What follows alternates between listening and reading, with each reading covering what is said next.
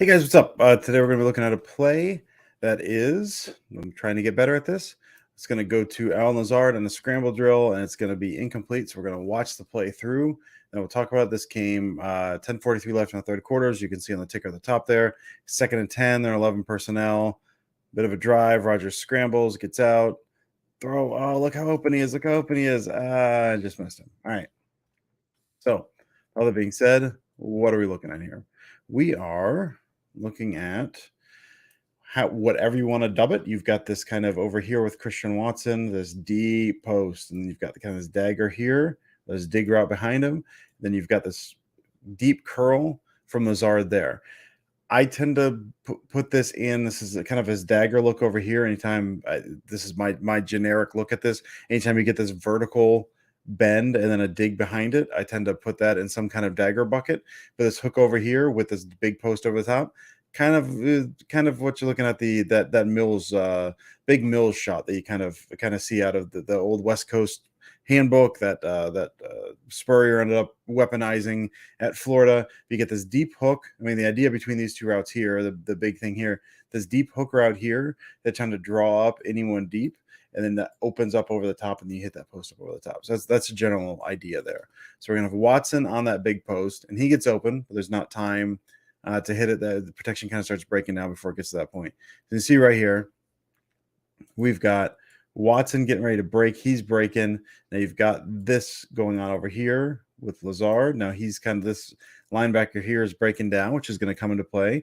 But this guy here is held, which would be the important one here, which opens up this space over here because he's still flat-footed. But as you can see, Rodgers right there, he's already under pressure. Stuff's pocket's already breaking down. I think Nyman's kind of lost his battle there, so Rodgers has to bail quickly. So, well, Watson, technically open. By the time he breaks, there's not really a chance to throw that. So we're going to have that one there. You got this kind of curling over here. Like I said, he's going to come up. So at this point, this turns into a scramble drill of sorts. Not of sorts. It does turn into a scramble drill. So you're going to have Lazard. We'll watch him. There he is. You've got these two guys here, both on Jones. So they're going to get pulled down. This guy's also looking boundary at Jones as well. So you're going to have this nice, big, cleared out spot for Lazard. And Lazard, as he is taught to do, just starts running with Rodgers. He's in the middle here. He's got his hand up. I'm working over this way. I'm working over this way. Rodgers, as we'll see from the end angle, pumps a couple times. Rodgers just wants him to sit down. Now, I can go a couple different ways with this. Part of me thinks, well, you should sit down because this guy's waiting over here. And if Rodgers leads and throws this ball here, this gives this guy a chance to break on it.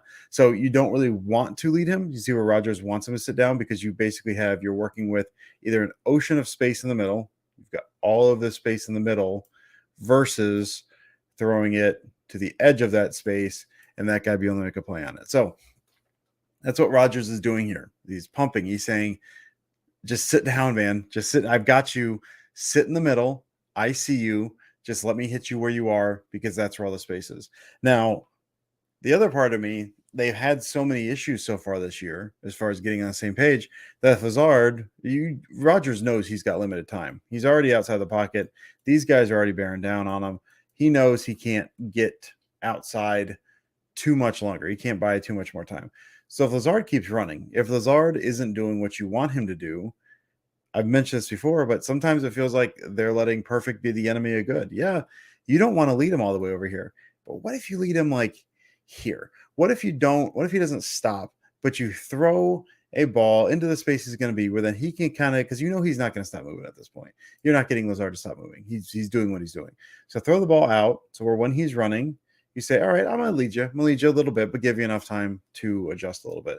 So again, part of this I feel like is trying to have perfect be the enemy of good. This thing that has worked for so long, Rodgers has in his mind that I know this works. And to his credit here, if Lazard just sits down, that is the best case scenario here. That is exactly what Lazard should be doing. Because again, there's no one in this area. If Lazard sits down right here, Rodgers is able to sit down, throw it right there, and you're good to go, man. Like that's exactly what should happen.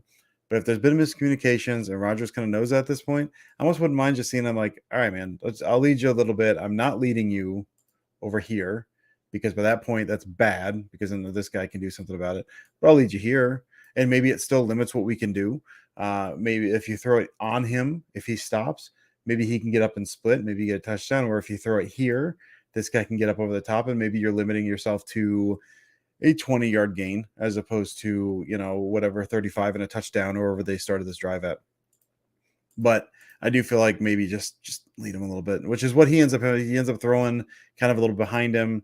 Lazard tries to stop and make a catch and can't do it. So we'll see this from the other angle, and we got it here. So again, if you're looking at this purely from what should have happened here, Lazard's played with Rodgers long enough. If he's pumping right there, like he's right there, pump. Just stop.